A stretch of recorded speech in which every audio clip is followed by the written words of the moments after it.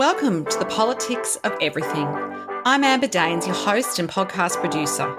This is a half hour of power, a podcast dropping every week where I unpack the politics of everything, from money to motherhood, nutrition to narcissism, startups to secularism, the environment, quality, and much, much more. Our guests are seasoned in the field or topic of their choice, even if you've not heard of them yet. This is a non-partisan show. So while I love exploring varied views and get a buzz from a healthy debate of ideas, this is not a purely blue, white, green program. Please subscribe, tune in and enjoy the politics of everything. I don't know about you, but I find it hard to be consistently productive. It seems like it's a secret weapon for some and a natural gift for others. My guest today, Dermot Crowley, is the director and founder of Adapt Productivity, a Sydney-based training company founded almost 2 decades ago. He's one of Australia's foremost thought leaders on productivity. He's the author of Smart Work and the founder of Adapt Productivity.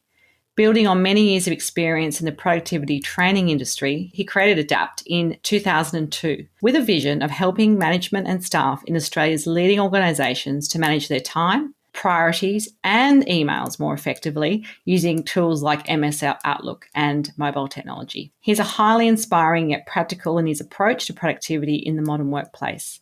And Dermot's passion is in creating real behavioural change, and he's developed a system for working productively that is applicable to anyone working in today's busy, email-driven workplaces. We're remaining heavily involved in the training activities of the business.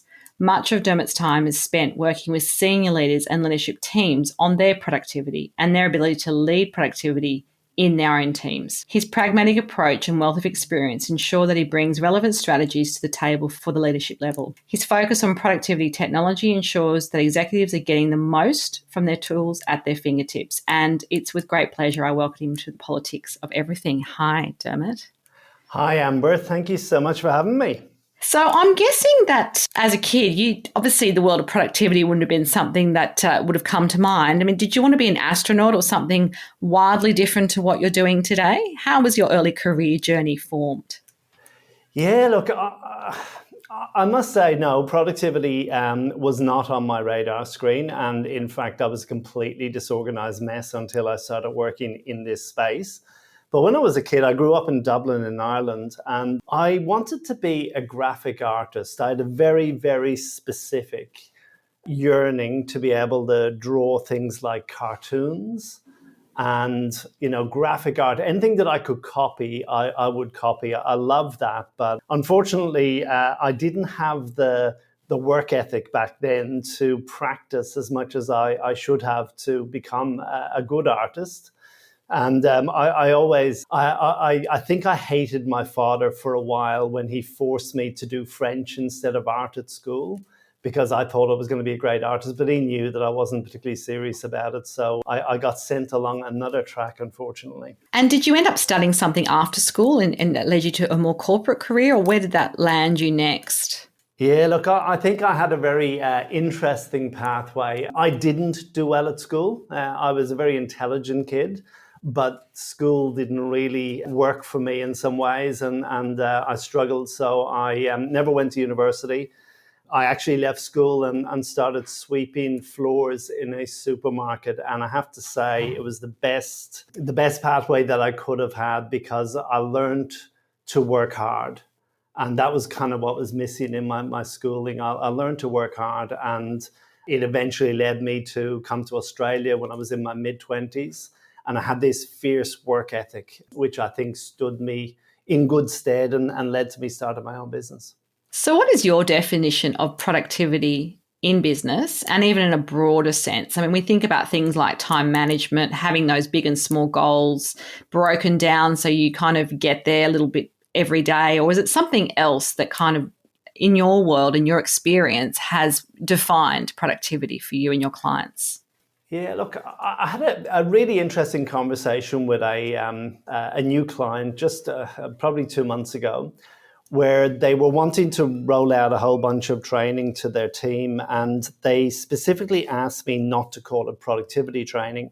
And I kind of spent the last 20 years positioning myself as a productivity expert. And I kind of scratched my head and I thought, I'm not sure how I'm going to do this. And then I asked them why. I really wanted to understand what their particular direction was. And I realized that their definition of productivity was different to mine. So they kind of said to me, look, we don't want to call it productivity training because we don't want our people to feel like we're just trying to get more out of them. And then I realized that the way I position what I do is quite different. So sure, productivity is about quantity. It's about getting more done. But it's also about the quality of the work. It's about being efficient, so getting things done with the least amount of effort or friction. And it's about effectiveness. It's about helping people to make sure they're doing the right stuff. And it's about balance. It's about helping people to get it done without killing themselves. And that for me is a much more holistic definition of productivity. So when I go into an organization, that's the way I'm framing it rather than just, getting more done. So that leads, I guess, to my next question. And with the clients, particularly obviously the big end of town, but probably some smaller businesses too, do you find that productivity traditionally is measured by, output and profit shares and balance sheets and those sorts of things? And I guess, how can we think of it differently? Is there any examples where we can kind of, shift the way we think about productivity traditionally, particularly if we've come from that corporate background? And I guess, is behavioural change part of that? I mean, how does that fit into the mix? Yeah, absolutely. So, look, productivity is a word that gets used at different levels. So, governments will talk about productivity, with a much more macro perspective than, I guess, what I'm talking about. I'm really talking about personal and team productivity. It's quite a different thing. My experience, and most of my clients would be the big end of town, but I deal with lots of businesses, big and small, and in many different industries. I tend to find that productivity isn't necessarily measured, or it's maybe not that easy to measure when it comes to the sort of personal productivity that I deal with. Quite often, people will come to me because a need has been identified through some sort of a training needs analysis. And it's usually, people are struggling, people are drowning in emails, people are just spending too much of their time in meetings, people are overly stressed. So they're the indicators that some productivity training might be useful. But then I find, we often run training and it's not particularly measured. So there aren't necessarily, economic factors or financial factors or profitability factors that are directly linked back to people's productivity. But I think that there's a general sense that people are coping better. People feel that they're more on top of their workload, and usually managers can see that people are getting more done, and hopefully in a more balanced way. So it's more anecdotal than it is measured in my experience. And that behavioural change piece, I mean, you talk about that being something that is important in your practice. What does that really mean? Look, that for me, it's everything. There's no point talking to people about productivity systems unless we create a behavioural change, and it needs to be a sustained behavioural change. So, when we talk to people about how they manage their schedules and their priorities, we talk to people about how they manage things like email, incoming work. We talk to people about how they focus on what's really important and has impact in their role. And the challenge is often the fact that we're battling against some very ingrained habits that people tend to have. So most people are very expert in what they do, but when it comes to how they work, usually that's something that they've cobbled together over, sometimes many years.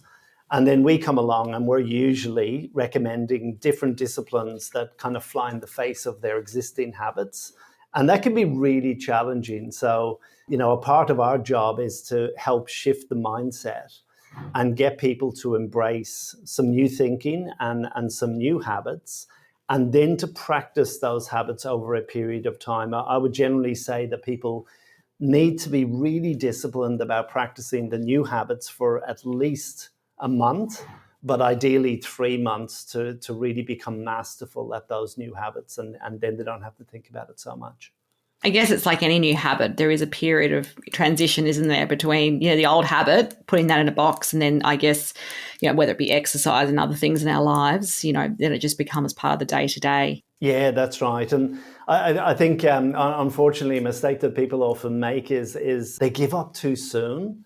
So I reckon that when we need to put in the most effort and work when we're trying to change a habit, is probably in that kind of 1 to 6 week mark. But often the real productivity gains don't kick in until a bit later. So people give up when it's hard, but they haven't seen the benefits yet. And I think one of my key messages to people is keep going, keep practicing, because you will find that suddenly it just gets easier and you don't have to think about it so much because that new habit has kicked in, and then you really see the benefits. So productivity, in my mind, is a bit like culture in a business. That tone is set from the top of the organisation, the leadership team or the executives in play. How can we ensure that they teach and embrace productivity, but also reward those in their team who actually follow suit? What's in it for everybody, I guess, is the question. Yeah. You're totally right. For me, productivity is it's a personal issue. So it's about personal productivity, your own set of habits and systems, if you like.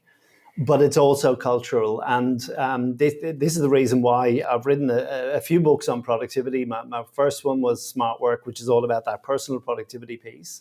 But a couple of years later, I wrote a second book called Smart Teams, and that's all about productivity cultures.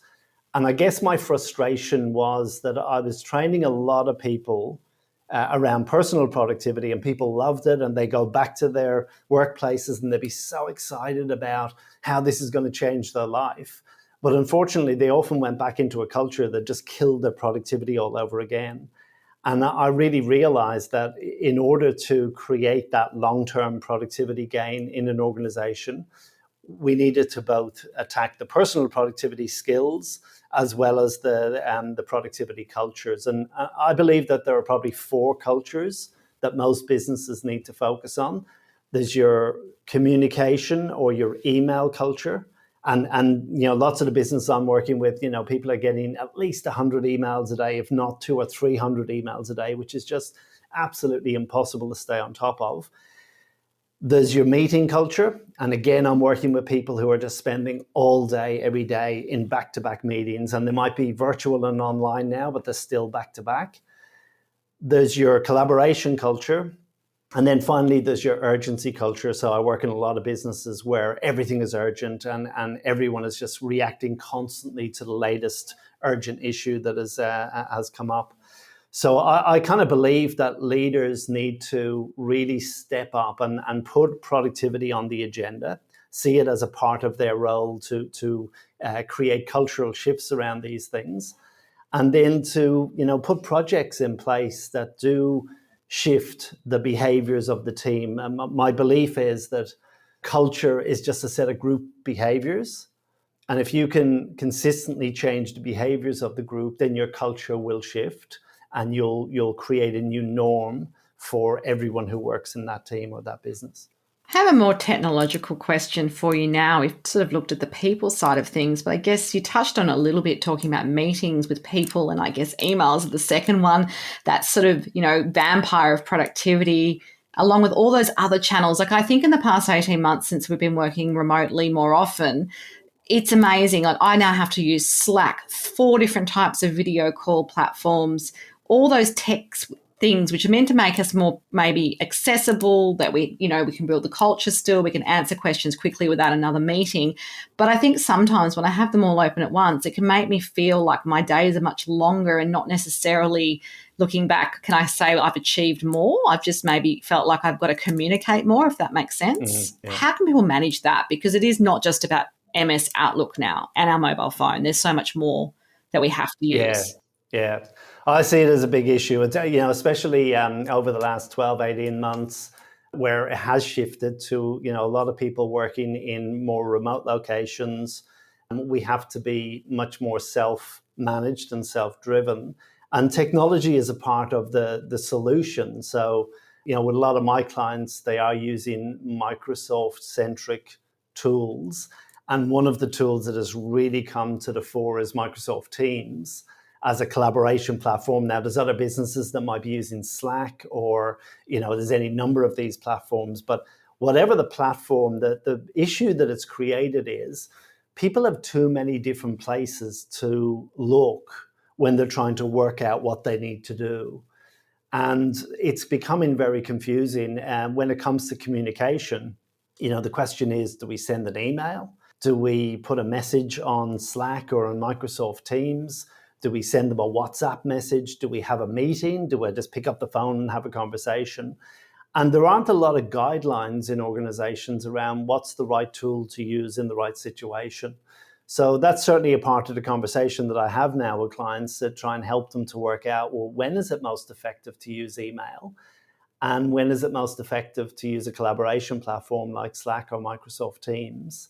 And then how can we wrap some good productivity agreements around how we use these tools to make sure that we're not creating productivity friction, we're creating productivity flow for everyone involved. Yeah, and I think that's the dilemma I've had. And, without naming names, I've had clients of like, oh, but I uploaded the proposal to Slack. And I'm thinking, but wouldn't that be an email? Like, just our habits are so different.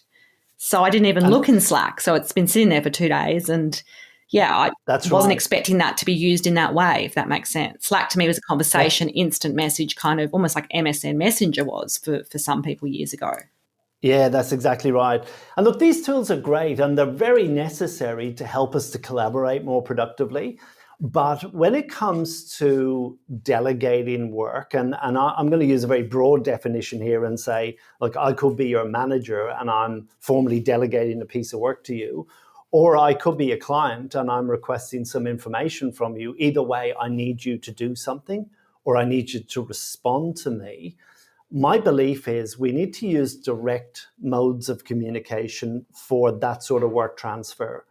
And the problem with Slack or Microsoft Teams is they are indirect communication platforms. They're great for collaboration and for building context so that we can all see what's been said about a certain piece of work.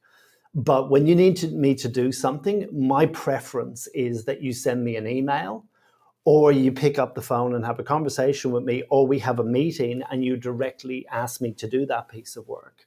So these are some of the kind of agreements that we need to put in place so that everyone's clear about when do I use a direct communication method like email, and when is it appropriate to just put a post on Slack so that everyone's kind of informed that this is where we're at with that piece of work. Absolutely. I think there's some good tips and some good lessons, I think, for all of us as we're navigating more remote teams and people, I guess, long-term, perhaps not coming back to offices. But looking at other kinds of workplaces, obviously we focus very much on businesses in offices for the first part of this chat, but I'm thinking of things like small businesses, cafes, large institutions like public hospitals or universities, for example. How does their improved productivity, like what does it actually look like for them? Because sometimes, those organizations might be very tech lacking, or they're understaffed, or they're kind of just making do with what they've got. So how would you advise those kinds of businesses? Yeah, good. Couple of different points that I'd make on that. So when it comes to those larger organizations like hospitals or universities, we deal with those as clients. So there's obviously going to be a level of worker in a hospital who is management or back office, and they need the same productivity skills as anyone else. One of the things that I've learned over the last 20 years is it doesn't matter whether I'm working with the CEO or a frontline worker, and it doesn't matter whether I'm working in a hospital or a bank. Everyone's pretty much got the same productivity issues, and everyone pretty much needs the same or similar solutions. But there is a level of worker in those organizations who might be more frontline, and their role is much less discretionary. So it's by nature more reactive. So, if I was to take it down to the small business, a cafe, when I walk into my local cafe, it's not so much about time management for them. It's not so much about how they organize their inboxes or their task list for the day. It's more about how they deal with the reactive customer who comes in and says, I want a coffee. And it's not just one customer, they have 10 customers all at once who all want a coffee. So I think in those sort of situations, the sort of personal productivity training that I might do might not be as relevant. For them, it's much more about good systems and good processes. So, there is a local cafe very close to my office who are really, really good at pumping out those coffees to a consistent level of quality, even when they've got lots of people ordering at the same time, because they've got really good processes in place. And the people who work there are all attuned to those processes. Whereas I go into other cafes and I scratch my head and think, how long does it take to make a coffee? There's only 2 customers, and yet it's just, Yes. Can't you do this quicker? And usually it's not the skill of the people involved, it's that they've got poor processes in place. So I think that that's a whole other area of productivity. And there's probably, consultants out there who would be able to come up with best practice around how you really streamline those processes and remove friction. But it's slightly different to the sort of stuff I deal with day to day. Absolutely. So personal productivity is a different area again. And of course, we need some downtime. It's not about being productive in all the time. We need to sleep. We need to enjoy food, family time, things like that. But I guess managing things like exercise or even just hobbies, for example, passion projects, is kind of important. So, how does that, in your experience, work with the idea of being productive? I mean, is being unproductive actually a good thing sometimes? Absolutely. Look, I think that we all need to be organized. And it doesn't matter whether we are at work or we are at home, some system has to help get stuff done. So, I can give you a very simple personal example. My process when I receive my phone bill is to open the envelope, look at the date that it's due, and then I will schedule a task into my task list. And I just use the one task list, whether it's work or personal, I've got one task list, but it's a dated task list. So I've got things scheduled to do today, but I've got other things maybe loosely scheduled for tomorrow or later this week. And I've got other things for the following week and so on. So, this phone bill might be due on the 27th of July. I go, great, I schedule a task for maybe the 25th of July, pay phone bill. And then I put the piece of paper somewhere where I can find it easily when I go to pay that. But I've got a system in place to make sure that I don't forget to pay it.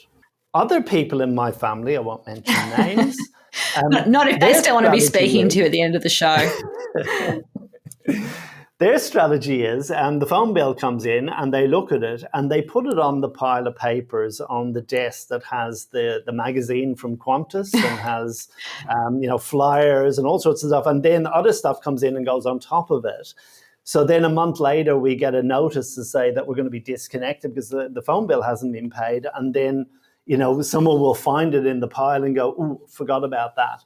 So it's just a matter of having a system, whether it's at work or at home. It just makes life easier. But that said, I don't want to micro-schedule every moment of my life. So I do not have a task list for Saturday morning, the things I need to do at home. I tend to be a lot looser around my schedule and my prioritization. But what I try to do is really build space into my schedule. So I'm very, very keen on work-life balance. I tend to, kind of start work at 9 o'clock. I finish before 5 most days. It's the very, very rare weekend that I would work. So I manage myself fiercely during my core working hours so that I can have an uncompressed schedule when I'm at home and I can focus on things other than work like family or relaxation. It's good advice. So most people haven't got to where they are without at least one or two mentors, people that have inspired them, helped them, guided them either in their career or their life. Do any stand out for you and why? Could I? I'm going to give you 2 couples. Couples? That's 4 people. They're not couples that are together right. in a life sense, but there's 2 mentors that I had early on and two mentors that I've had recently. The two early on were, I said to you that I left school, started working in a supermarket. And the first mentor was my first manager, who was the worst manager that I have ever worked under. He was loud, he was obnoxious, he had no people skills, terrible customer service. And I learned a lot from him, but I only realized I learned a lot from him when I went to my next job. So I started working for a wine company in Dublin, and my next manager, Richard, was the best manager that I've probably ever had. He was so passionate about what he did. He was probably one of 5 masters of wine in Ireland at the time, and that's the very top level of wine education. And he taught me such a passion around the wine industry, but great customer service. So I really put a lot of what I do in my business today down to what I learned from him. But it was really the combination of both of them that taught me what not to do and what to do. So that stayed with me for 30 years or so. And then more recently, probably my greatest mentors are two guys, Matt Church and Peter Cook, who are involved in a Thought Leaders Business School, which completely transformed how I run my practice. I've been going for 20 years, but the last 5 or 6 years has been a huge period of growth for me. It's when I wrote my books, and it was their inspiration and their belief that kind of got me down that path of really getting stuff out of my head and getting it written down in a way that increased my positioning and my expertise in the area of productivity. So if you could choose a favourite book, song or film, what would it be and why? I'm going to choose Animal Farm. And it's a little bit of an unusual choice because Animal Farm, which was an allegory that was written about the Russian state and partially the Russian Revolution, my mother used to read that to me as a bedtime story. So my brother was 7 years old. A little bit grim. I know, but it was so good. My brother was actually studying it at school and it was lying around. So she started reading it to me and it was all about animals and I loved it at that level.